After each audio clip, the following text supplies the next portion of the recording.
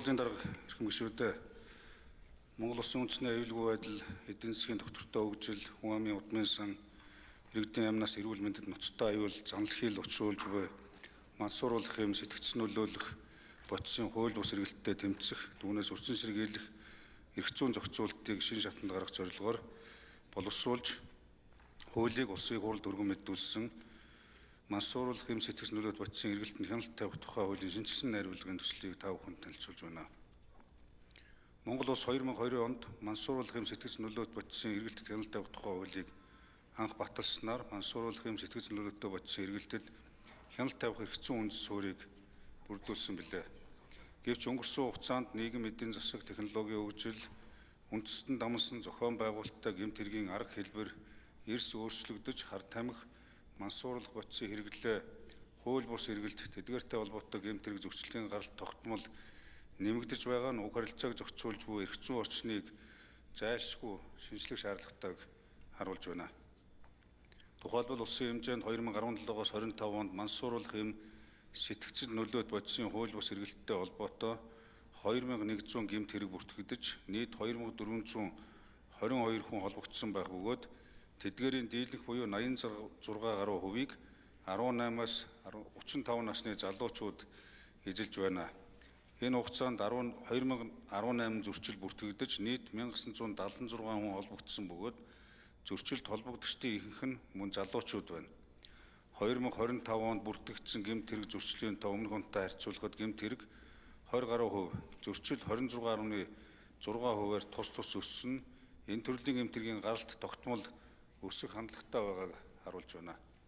Сүүлийн жилүүдэд мансууруулах бодисын төрөл хэлбэр өөрчлөгдөж, ургамлын гаралтай бодисоос гадна синтетик мансууруулах бодис болон урвуулан хэрэглэдэг энэ бодисын хэрэглээ нэмэгдэх болсон бөгөөд 2017-оос 25 онд мансууруулах юм сэтгц нөлөөт бодис, эм ахуйн хий зэрэг бодис хэрэглээний улмаас нийт 49 хүн нас барсан тохиолдол бүртгэжээ. Мөн хугацаанд 17 төрлийн мансууруулах юм сэтгц нөлөөт бодис урвуулан хэрэглэх эрсдэлтэй эм бодис их хэмжээгээр хураагдсан бөгөөд тэдгээрийг хэрэглээний тунгаар тооцвол ойролцоогоор 510,579 хүн том буюу ийм хэмжээтэй гарч байна. Сүүлийн жилүүдэд дээр дурдсан нөхцөл байдал болон хүндэрч тулгымдсан асуудлуудыг харгалзан мансууруулах юм сэтгц нөлөөттэй бодисын эргэлтэд хяналт тавих, хууль бус эргэлттэй тэмцэх, урьдчилан сэргийлэх тогтолцоог боловсронгуй болгох зорилгоор хуулийн төслийг боловсруулсан бөгөөд хуулийн төсөлд дараах голлох зохицуултуудыг тусгалаа.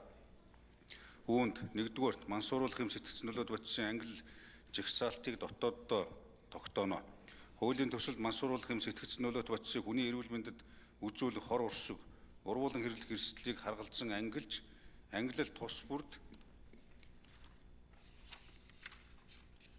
анхаар хамаарах бодисын жагсаалтыг засгийн газар баталж шаардлагатай тохиолдолд шин төрлийн бодисыг нэн даруй жагсаалтад оруулж хяналтад авах боломжийг бүрдүүлэхээр тусгасан. Ингэсээр нэгдсэн үндэсний байгууллагын конвенцийн жагсаалт ороогүй шин төрлийн синтетик бодисыг ашиглан гэмт хэрэг үйлдэх эсвэл жагсаалт байхгүй гэсэн үндслээр хуулийн хариуцлагаас зайлсхийх боломжийг эрх зүйн хүрээнд хумих нөхцөл бүрдэх юм а. 2. Мансууруулах юм сэтгцэн нөлөөт бодистой холбоотой ажиллагааг зөвхөн тусгай зөвшөөрлийн үндсэн дээр болон бусад тодорхой зохицуултын хүрээнд эрхлэнэ.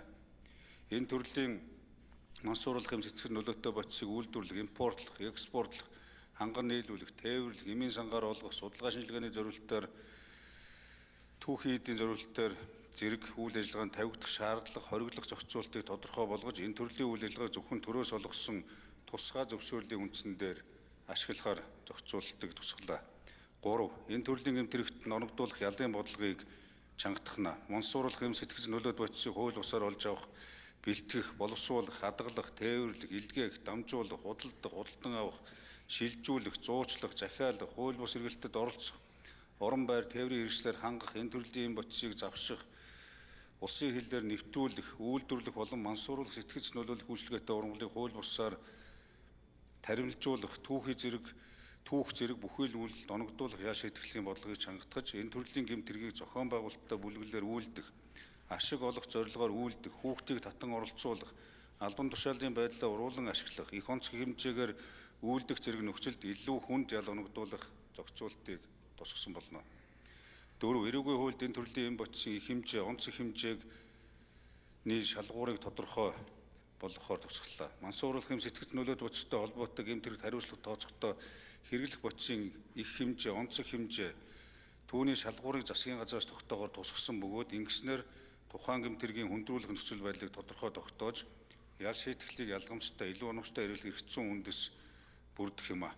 5. Эрүүл мэндийн тусламж үйлчилгээнд онцлог эмгийн сэргээн засах үйлчилгээг төрөөс дэмжиж, хувийн хвшлүүдтэй хамтран хэрэгжүүлж, мансууруулах эм сэтгэгч нөлөөт бодисын хамаарал бүхий хүнд эрүүл мэнд, сэтгцийн нийгэм хамгааллын цогц үйлчилгээг тусламжийг үзүүлнэ. Хуулийн төсөлд мансууруулах эм сэтгэгч нөлөөт бодисын хамааралтай иргэдийг ял шийдэхээс илүүтэй эрүүл мэнд, сэтгэц, нийгмийн сэргээн засах үйлчилгээний тогтолцоонд хамруулах бодлогыг мөн тусгасан болно. Тухайлбал мансууруулах эм сэтгэц нөлөөт бодисын хамаарал бүхий хүн сайн дураараа эрүүл мэндийн тусламж үйлчилгээ, сэтгцийн нийгмийн сэргээн засах буюу дундах эмгийн эмчилгээнд хамрагдахаар хандсан тохиолдолд эрх зүйн сөрөг үр дагавар үүсэхгүй байхаар зохицуулсан болно. Мөн дундах эмгэгтэй иргэдийг эмчилгээ, сэтгэл зүйн засал, сэргээн засах үйлчилгээнд хамруулах боломжийг нэмэгдүүлж, нийгэмд иргэн нэгтгэх, дахин гэмтэргийг үлдэхээс урьдчилан сэргийлэх эрх зүйн нөхцөлийг бүрдүүлэхээр холбогдох зохицуултыг тусгаад байна. Хууль бус эргэлтийг сурталчилсан зар сурталчилгаа контент бүтээгчдэд хариуцлага тооцоогоор 6 дугаар бүлэг тусгалаа. Мансууруулах эм сэтгэгч нөлөөт бодисыг хэрэглэхийг сурталчлах, түгээн дэлгэрүүлэх, хэрэглээг өдөөн төрөх, олон нийтийн мэдээллийн хэрэгсэл болон цахим орчин ашиглан хууль бус эргэлтийг сурталчилсан контент бэлтгэх, түгээх зэрэг үйлдэлд хариуцлага хүлээлгэх зохицуултыг тусгасан бөгөөд энэ цахим орчин дахь мансууруулах бодистой холбоотой хууль бус үйлдэл нөлөөллийг бууруулахад чиглэж байна.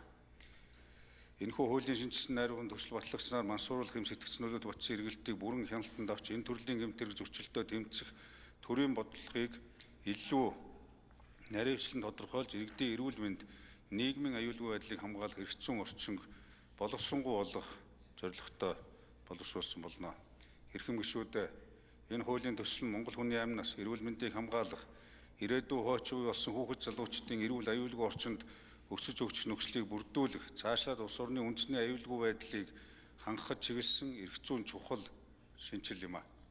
Хуулийн шинжилсэн найруулга батлагдсанаар мансууруулах эм сэтгэгч нөлөөт бодисын хууль бус эргэлттэй тэмцэх, түүнээс урьдчилан сэргийлэх төрийн бодлого илүү тодорхой, харилцан уялдаа холбоотой, илүү үр дүнтэй хэрэгжих эрх зүйн үндэс бүрдэж, ирээдүйн хойч үе хар тамхи мансууруулах бодисноос хамгаалах, аюулаас хамгаалах баталгаа бүрдэх юм а.